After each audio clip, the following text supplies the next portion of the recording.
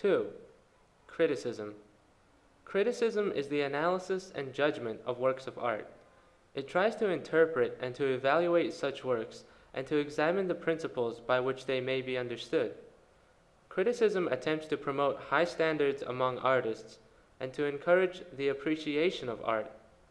It also helps society remain aware of the value of both past and present works of art. Criticism plays an important part in every art form.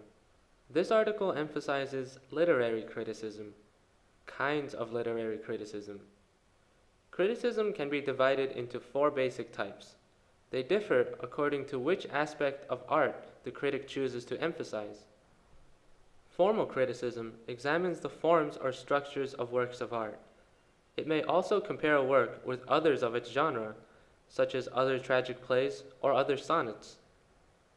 Formal criticism is sometimes intrinsic.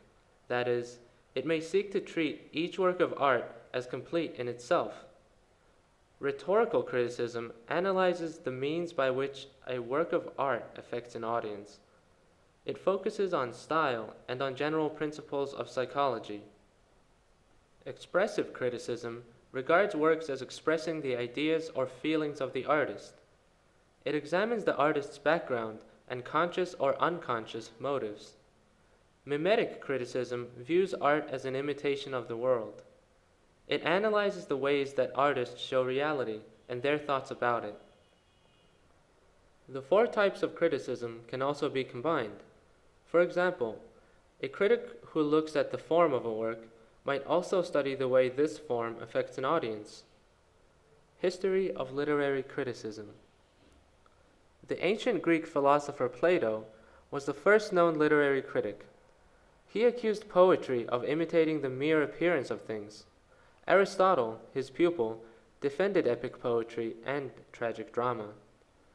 In his Poetics, Aristotle said that poetry is an instructive imitation, not of things, but of actions. Other essays on criticism tended to be rhetorical handbooks that taught writers how to achieve certain effects. They included Art of Poetry by the Roman poet Horace, and On the Sublime by the Greek writer Longinus. During the late 1500s, such critics as the English poet Sir Philip Sidney praised literature as the image of an ideal world. During the 1600s and 1700s, critics turned their attention to defining the rules by which they thought works should be written and judged. The 3 most important English critics during this period were John Dryden, Samuel Johnson, and Alexander Pope. In the early 1900s, the poet T.S. Eliot argued for a criticism that would be the servant of poetry, not of society. I.A. Richards, an English critic, developed methods of close reading.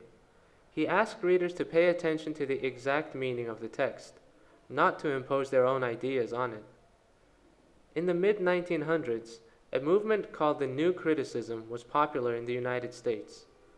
Such new critics as Cleanth Brooks and John Crowe Ransom analyzed a work of literature as a self-contained whole, without reference to its historical period, the author's life, or external influences.